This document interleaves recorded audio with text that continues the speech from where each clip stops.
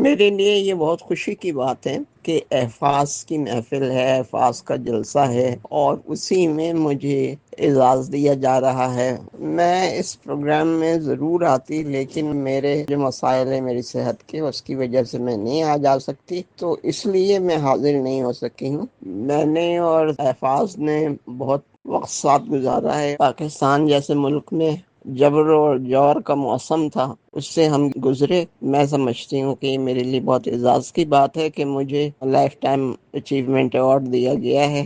میں شکر گزار ہوں۔ آئندہ مجھے جب بھی موقع ملا تو میں ان یادوں کو لکھوں گی بھی۔ میں حاضرین کا اور اس سے پہلے میں مہناز رحمان کا اور احفاظ کے بچوں کا شکریہ ادا کرتی ہوں، جنہوں نے مجھے لائف ٹائم اچیومنٹ ایوارڈ کا حقدار سمجھا۔ مجھے بہت خوشی ہے، بہت یہ میرے لیے عزت کی بات ہے۔